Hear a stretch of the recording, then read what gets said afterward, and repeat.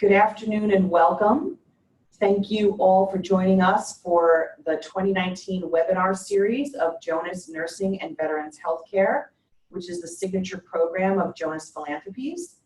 Founded by Donald and Barbara Jonas, our program works in partnership with schools of nursing across the country to identify and invest in high potential doctoral nursing scholars. And we welcome you today to our webinar entitled Career Planning for the PhD and the DNP Prepared Nurse, which is hosted and presented by our Alumni Council. And just as a reminder, today's webinar is being recorded. We are the first and only privately funded program in the nation with a presence in all 50 states, and we're focused on the commitment to the nursing profession and veterans healthcare with over 1,200 scholars funded to date. And we remind everyone to be sure to follow us on our social media, such as Facebook, LinkedIn, which is @Jonas Philanthropies, or on Twitter @Jonas Impact, or on our website, jonasphilanthropies.org. And once today's webinar is recorded, you can check it out as well as other webinars that we presented on our website, which has a media library and includes some of our upcoming events as well. Here is our disclosure from the AACN. Please review the disclosures on your screen. We'll review a few things before we begin. The session will be recorded and it will be available on the Jonas Philanthropies website. At the end of the session, you will be automatically directed to a program evaluation, which will also be sent to you in a follow-up email. Check your junk mail if you do not receive it. In addition, one continuing education contact hour is available for attending this webinar. If you would like to receive credit, please complete the evaluation. At the end of the evaluation, you will be able to access the certificate. We appreciate your feedback to this evaluation. And now I will turn it over to Lieutenant Colonel Chris Stuckey, one of our Jonas Alumni Council members, who will introduce our speakers. Greetings, I am Lieutenant Colonel Christopher Stuckey, and I was a 2016 to 2018 Jonas Scholar. I earned a PhD from Uniformed Services University in 2017. I'm currently an active duty nurse scientist at Fort Bragg, Womack Army Medical Center, the Center for Nursing Science and Clinical Inquiry. I'm a member of the Jonas Scholar Alumni Council, and Jonas Philanthropies supported my dissertation research. The purpose of the Alumni Council is to provide advice to Jonas Nursing and Veterans Healthcare about strategic direction and make key decisions for the Jonas Scholar Alumni Group, and to create a mechanism to foster a strong and long-term network among the widely dispersed Jonas Scholar alumni and to maintain a connection between the Jonas Scholar alumni and Jonas Nursing and Veterans Healthcare. It is an honor for me to introduce the esteemed speakers. Dr. Stephanie Hosley is an assistant professor of clinical practice in the College of Nursing at The Ohio State University. She earned a Doctor of Nursing Practice from there as well. She serves as the College of Nursing faculty for the OSU Leadership Education and Neurodevelopmental Disabilities Training Program. She is an advanced practice nurse, and she practices healthcare in the Complex Healthcare Clinic at Nationwide Children's Hospital in Columbus, Ohio. Her interests include management of sleep disturbance in children with neurodevelopmental disorders. Also from the Ohio State University is Dr. Karen Moss, who is an assistant professor there. She earned a PhD from the University of Virginia. She is a Jonas Nurse Scholar alumni and a certified clinical nurse leader. Dr. Moss has practiced mostly in the adult critical care setting. Her program of research focuses on improving advanced care planning, pain, and decision-making outcomes for African American older adults with dementia and their family caregivers towards improving quality of life.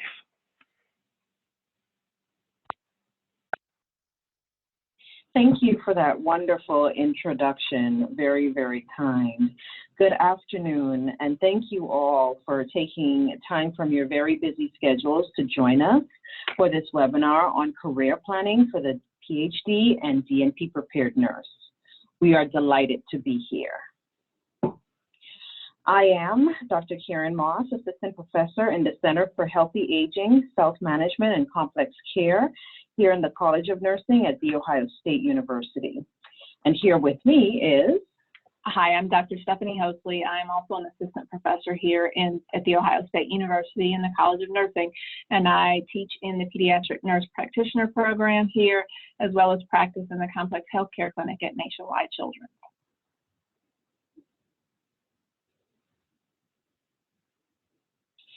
So career decision-making is a major undertaking that is best completed with consideration of the multiple potential outcomes. Therefore, it is in one's best interest to take time to explore each option that will be available following graduation. Whether the choice is academic or industry or both, a plan should be in place for successful execution. The purpose of this webinar is to discuss strategies for successful career planning following your Doctor of Nursing practice or Doctor of Philosophy in Nursing degree preparation. These will be largely based on our experiences, and the goal of this is for more of a discussion. At the end of this presentation, the participants should be able to discuss some of the career options available for both the DNP and the PhD graduate, as well as strategies for obtaining that dream career.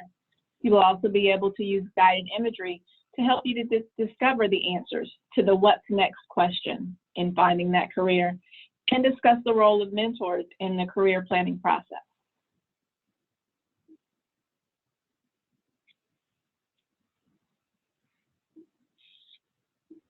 So we know that because of the many options that exist for you following graduation, you may find yourself being pulled in many or several different directions. Will it be academia, teaching and research, clinical, teaching, research and practice, or industry? Remember that these can also overlap.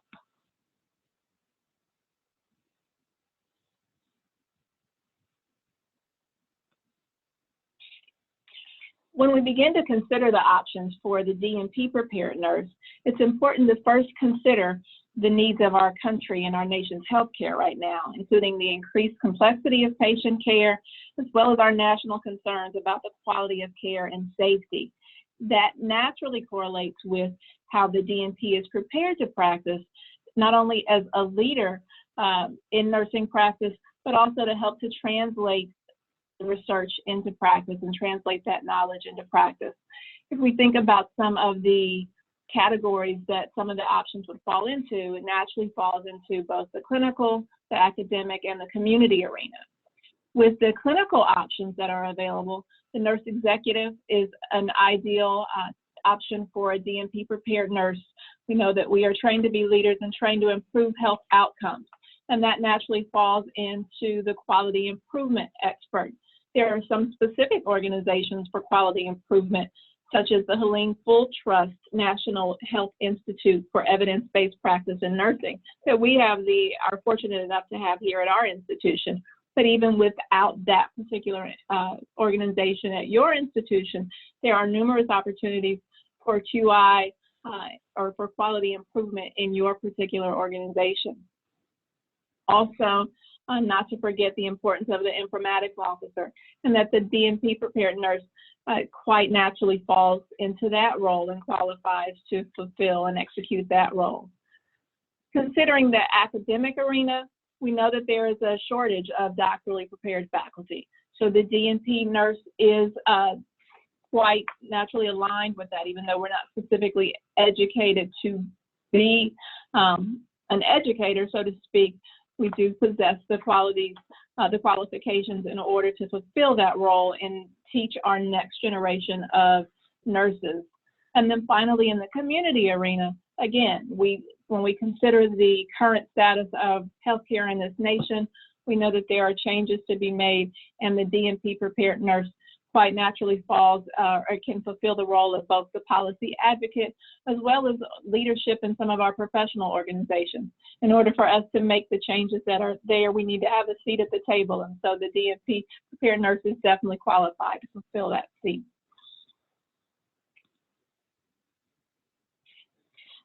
Excellent. So in addition to many of the options that Dr. Hosley just spoke about that are available to our DNP prepared nurses, PhD prepared nurses oftentimes will see postdoctoral fellowships upon graduation. Not always, but it is an option that's available, and it's a great opportunity to delve into your program of research, get it started, get the exposure that you need with, or additional exposure to research that is needed, and also focus on your scholarship, your scholarly writing and publications as well. Oftentimes folks think or of the concept that after completing a postdoctoral fellowship, one must become a faculty member at a R1 or research intensive university. This is not always the case. So this is a good time, the postdoctoral fellowship is a good time to explore different options and put some considerable thought in what your next step will be. So additionally, persons may choose to go directly into academia as a faculty member, and oftentimes, depending on the university that they're attached to, there is an option for the tenure track or the clinical track. And the clinical track is typically non-tenure related, but again, these specifics are determined by the institution that you're a part of. And when we think about clinical opportunities, there can be opportunities within organizations such as a cancer center that may be attached to your university or a medical center to have more of a research role as a PhD prepared nurse, such as in oftentimes our cancer centers that are associated. And then when we think of industry, oftentimes there are opportunities available for PhD prepared nurses to work with insurance companies or pharmaceutical companies in the research role. One of the things to consider is the fact that often what the research agenda that is put forward is often what the industry or the organization sees as their priority, and not always aligned with whatever the individual PhD prepared nurses research or program of research was more so aligned with. So that's something to keep in mind as you look at opportunities that may be available to you. And so when we think a little bit more about the clinical versus research track, again, these are hugely dependent on institutional guidelines. So as you interview different places, be sure to ask. Oftentimes you have to select which track you're interviewing for in advance, but getting the details on what the expectations are along whichever track you choose to pursue is hugely important. Usually promotion, whether it's clinical or research track, happens along the way. Typically for the tenure track, it's 6 to 9 years towards tenure. And the requirements do vary. You want to find out about what the requirements are for grants and being successful or seeking grant opportunities. Also for the number of publications that are required on an annual basis, as well as the service commitment or the level of service that's required. And also teaching, which we'll talk a little bit more later. Also, annual evaluations are typically a part of the process, regardless of the track that you're on. And it's a time to, not necessarily fear, but to be have a moment to get feedback from your mentors on what you're doing well, and then, of course, areas for improvement, because we know there's always room for improvement, and just being open to that as part of the process, so that when you do go up for tenure, you're, assured that you're meeting the mark for all of the different metrics. And research and scholarship are extremely important, especially if you're on the tenure track. Teaching, whether or not you're at a research one or research intensive university, teaching is always very important because we as faculty are here for our students. So, don't be mistaken in thinking if it's an R1, teaching is not viewed as being important, but teaching is very important. So you want to ask questions about expectations for your role as a faculty, as an educator, and coming in the door, what those are.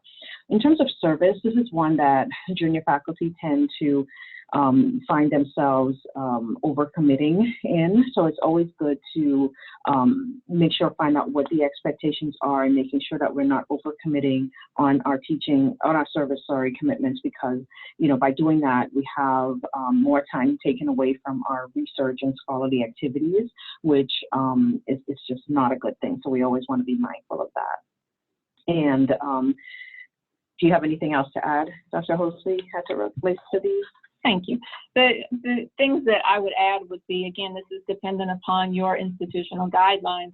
Typically, or here for us at our institution, the options for the DNP prepared faculty are either clinical track or associated faculty, with the difference being the clinical faculty definitely has the expectations of teaching as well as clinical practice, and then the potential for scholarship, whether that be case studies or clinical reviews, or developing evidence-based protocols or other scholarly work. Whereas the associated faculty, the requirements or expectations include just teaching and practice, and there's no requirement or expectation of scholarship. So again, that would be dependent on your individual institution.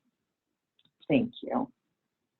So speaking of the institution, as you consider where it is that you want to land for your first role, location is very important, considering whether or not you are mobile. Are you restricted to the geographic area that you are for your doctoral program?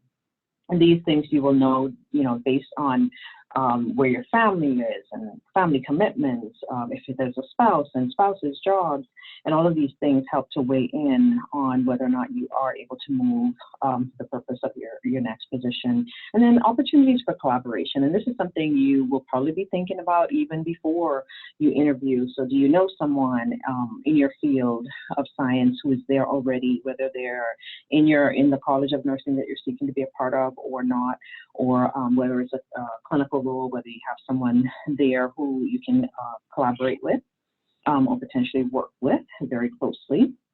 Resources available. If you're, for example, involved in clinical practice, you want to maybe have an affiliated medical center or institutes, again, such as the Fold Institute, that you can find yourself closely aligned with to move your work forward. And then the culture of the organization, again, is one that's hugely important. And this, is something that a mentor of mine shared, that when you interview at these places, you will get a sense of what the culture is and whether or not you will fit in coming in the door. And I, to be honest, thought, well, it's only going to be a day or two. I don't think I'll be able to determine that. But, the fact is you do get a good sense of whether or not you might be a good fit within an organization by, talking to folks, be it junior faculty, senior faculty, students who are there while you're going through the interview process. And then the last point on this list, the imposter syndrome, we all have some sense of what this can feel like. And Dr. Hosley, do you have anything you want to share related to that? Just to keep in mind that we all have some level of anxiety anytime we start on a new path or a new opportunity. And so it's important to remember when you are there to fight against those feelings that you don't belong here, that you're not qualified to be here. If you've reached this point in your journey, if you've reached this point on your path, then you've met the qualifications to be where you are at. It's a matter of finding the institution and the organization that fits with your qualifications. So be intentional about trying to push away those negative thoughts that you are where you are supposed to be. And it's just time for you to figure out how that institution works with you, not that you don't belong there. Wonderful. And I just have to add one more point about how important it is to align your personal and professional priorities as you embark on this venture, because the two just go hand in hand. And then when we think about mentorship, often, there are various types of mentors. They have different roles. Their purposes vary. Oftentimes, it can overlap. So one person may cover more than one role as one of your mentors. But definitely all conducting research as junior scholars need to have mentors for our research and scholarship. Oftentimes they're in our areas, help to pull us up and introduce us to folks, just as we had happen when we were in our doctoral programs. If it's teaching, we all could use this as well. Even if you've taught before, but being at a different institution, sometimes there are policies and procedures that you may not be aware of, that a mentor for your teaching will be good to have as a resource. And then for acclimation to academia, this person can be at any institution, but just have the experience of being in academia and sharing to help guide you along that process towards promotion and or tenure. And then if this is somebody who's at your institution, they can help you to navigate policies and procedures related to all sorts of things specific to your institution. So that person would have to be local to you. And then other professional development things that just kind of comes along with the territory of moving through academia. You can find mentors to help support you in that way as well. And also personal aspects of you and moving forward and being your best self for your work and of course your personal life. For example, if you are raising young kids, or if you are caring for aging parents or a sick loved one, oftentimes you can have somebody who's gone through or is in this role as an academic or clinical scholar who may have had a similar experience and can give you guidance on how to best navigate the dual roles of being a caregiver and being employed in your respective role. The other thing to think about when it comes to the personal aspect, and we oftentimes wait to think about this, is retirement. So finding a mentor specifically who maybe has retired well, somebody that you think has done a good job of preparing to get their perspective on retirement, and or what worked well for them or what they wish they would have done prior to retiring would be a good way too, because oftentimes we think coming in the door, retirement, down the line, but it's not so far away, perhaps. So we should think about those as well. Dr. Hosley, do you have anything else to add?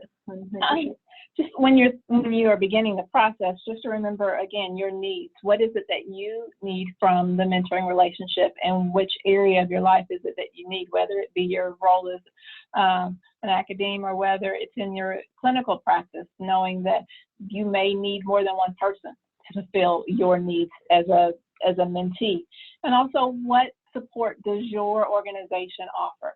Some organizations will give dedicated time to the mentoring process. Some will have a formal program to help connect you with someone in your area. So, looking into those opportunities when you're considering an institution or when you are beginning the process. And then what support it is that you need from the mentor.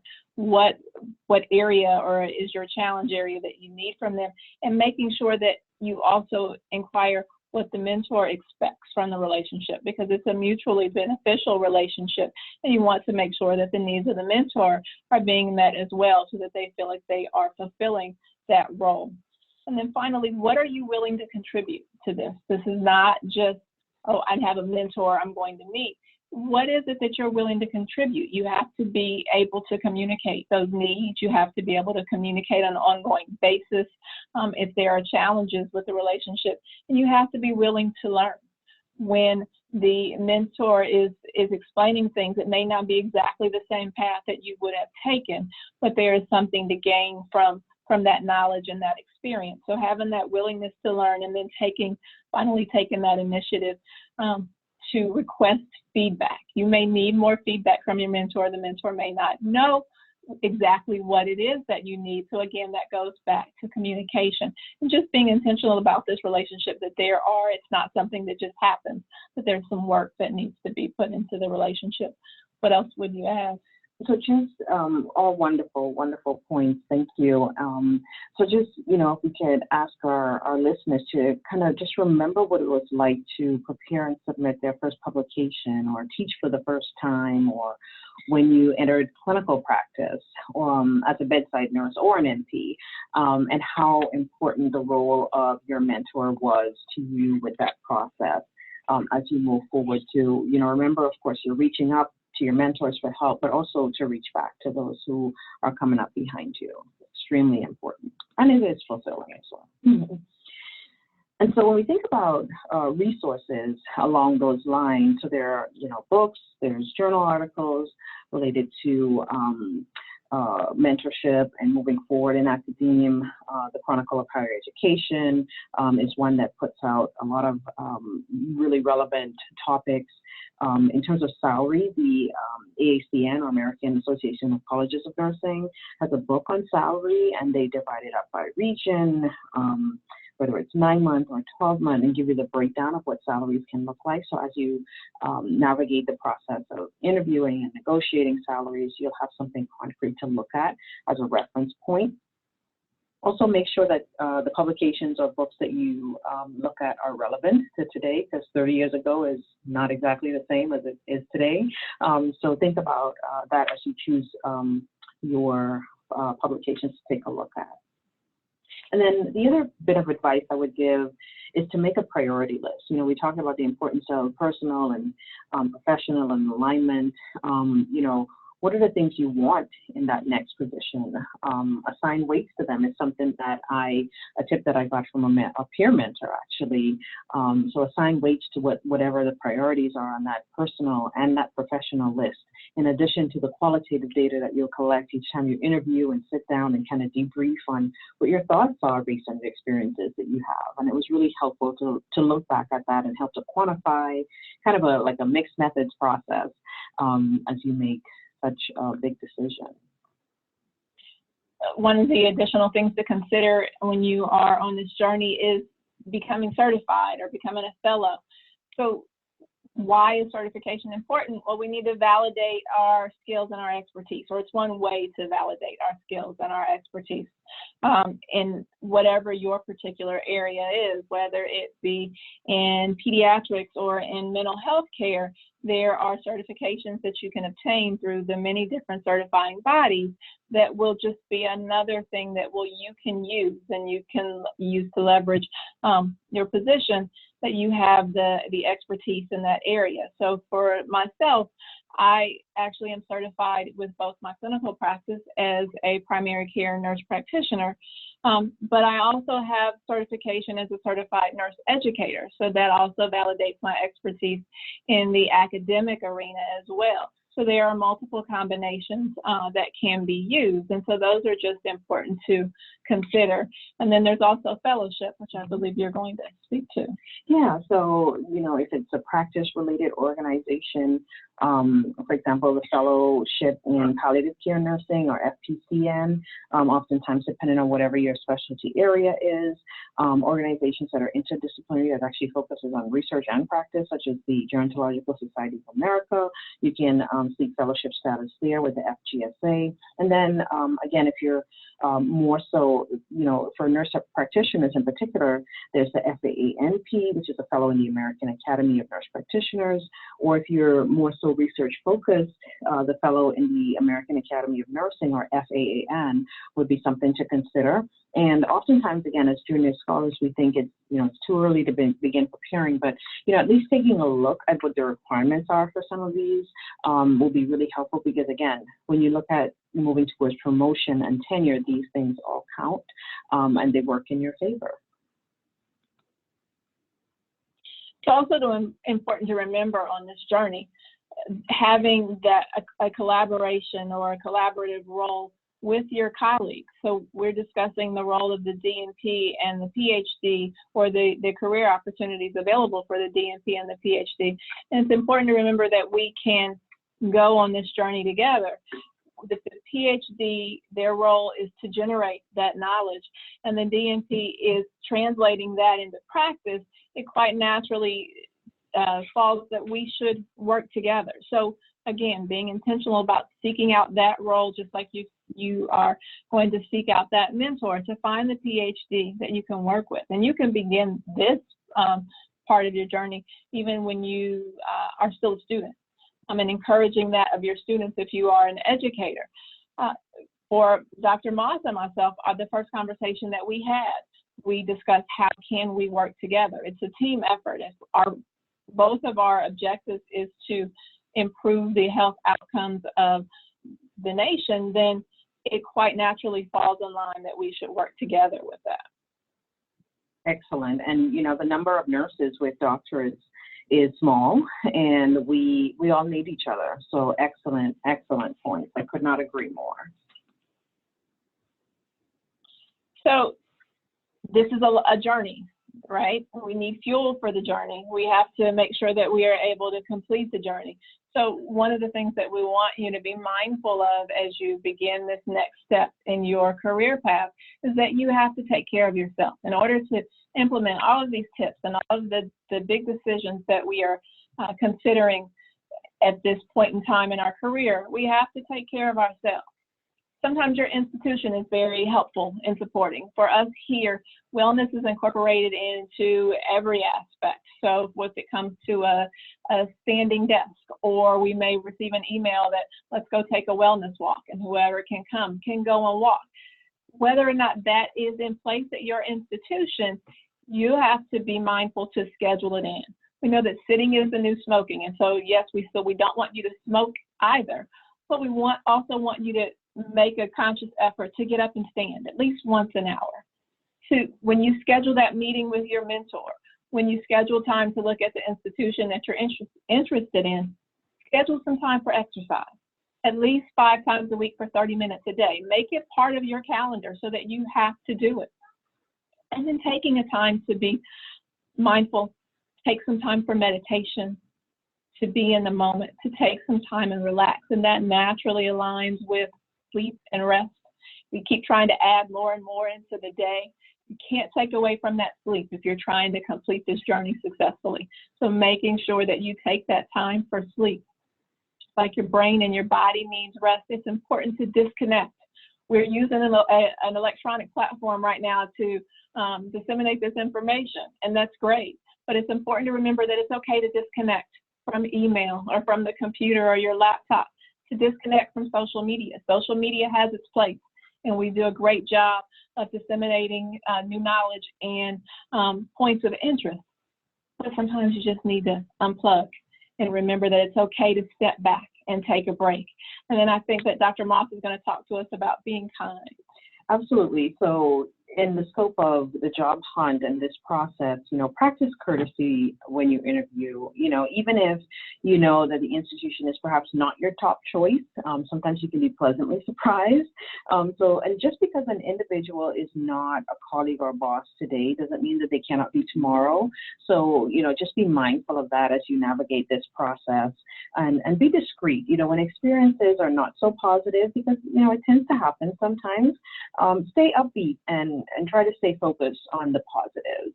And you know, I cannot say, I can say much more about that, but it's just so important for your own wellness and also for what you project. And then always say thank you. You know, some prefer to write handwritten notes of thanks as they leave their interviews, but even a short email saying thank you for your time, I appreciate what you shared, or I'll take, or I wanted to follow up, whatever it is that you left that meeting with that individual saying, because if you happen to take a position there, it's important to also cycle back to those persons with potentials for collaboration that you would have discussed. And the thing to remember too, even if when you get at an institution, somebody you may have interviewed with may say, oh, you know, I'm really focused on this right now, I may not have the time, but they can also be a great avenue to connect you with other persons who can be helpful to you moving your clinical or your research work forward. So always think about it as just this network. And if this person is not able to help and they can point you in the right direction, then it's always a win-win. And so we talked quite a bit about wellness because we do feel it's extremely important. And with that, the next slide we talk about, we transition to will help us to get a little taste of it, to do some intentional work as we breathe deeply. So you will hear some music with this next slide in the background, and you'll see an image. And if you can just go with us for just a little bit here. So we've come to the point in our presentation where we would love for you to be a bit vulnerable to yourself. You are probably seated somewhere. Get your feet flat on the floor, if you will. You may choose to close your eyes, or you may head to the beach via the image on your screen. And if you do that, you should hear the waves as they ebb and flow. You may even feel the water tickling your feet and the sand beneath it. So go ahead and take a few deep breaths. So deep breath in and out. Again, in and out.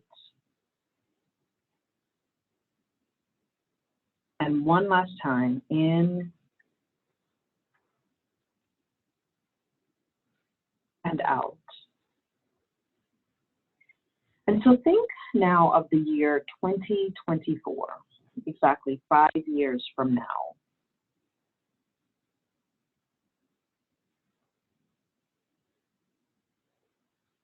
Where are you?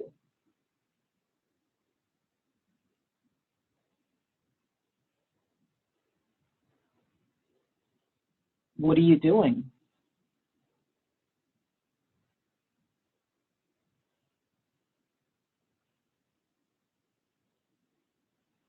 What is your role?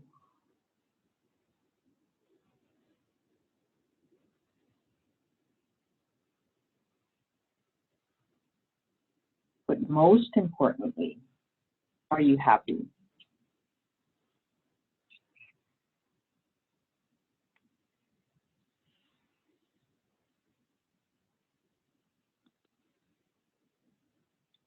So remember, much of this, thank you for allowing us to do that, by the way. But remember that much of this is in the power of your hands with this entire process.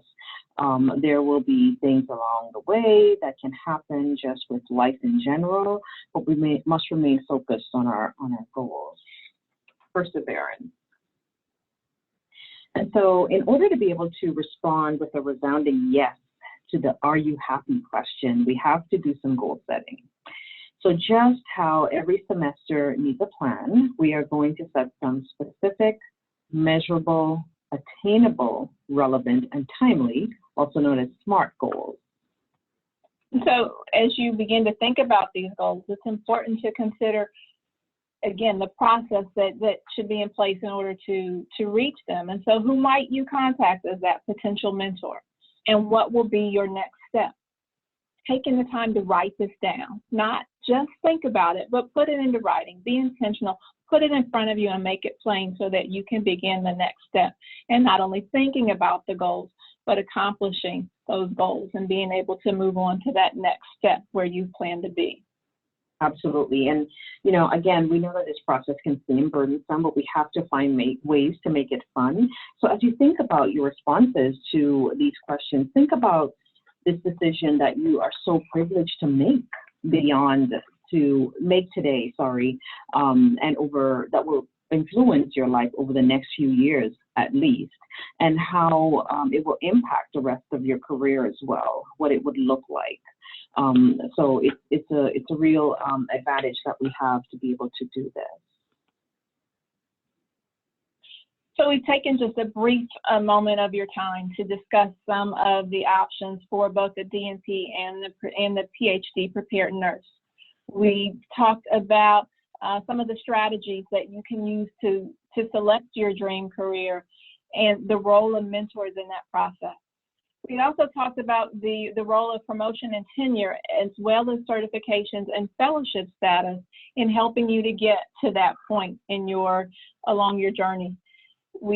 In addition, we talked about the role of collaboration between the PhD and the DNP prepared nurse, and the fact that we can't do this alone. We want to improve healthcare in this country, and so we need each other in order to do that.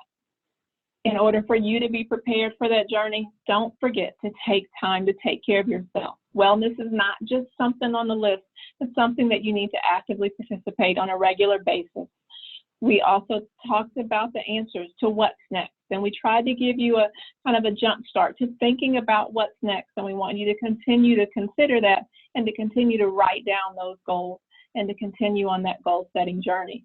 And then Dr. Moss, would you like to close this out here? Sure. So just a reminder to everyone listening to keep your eye on the prize. We must encourage you to dream, discover, and deliver as you continue to impact the lives of patients, families, students, and staff, and also peers that we are so privileged to serve in direct or indirect ways. You will rock this.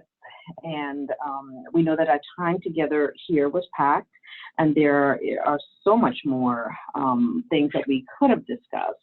So please don't hesitate to reach out to us by email with any specific questions that you may have. The slide with our contact information is next. These are references that we use to put the slides together, and our contact information listed here. Thank you all for your time and attention, and enjoy the rest of your day. Thank you so much, Drs. Hosley and Dr. Moss. That was an excellent presentation with full of practical information, your own personal experiences, references that I know our Scholar alumni can go back to time and again. Once it's published on our website, it's going to be a tremendous resource for our current scholars as well as our alumni, I'm sure, for a long time to come. So thank you again, and thank you also to Dr. Lieutenant Colonel Christopher Stuckey for his introduction and participation as well. And as a reminder to our participants, in order to evaluate the webinar, we will send everyone this link by email that we know that joined the webinar. And also, as a reminder, if you would like to receive the credits to completely follow the entire webinar and culminate with taking part in this evaluation survey as well. So on behalf of everyone at Jonas Nursing and Veterans Healthcare, we thank you. And once again, we salute our Alumni Council. Thank you very much. Thank you. Bye-bye.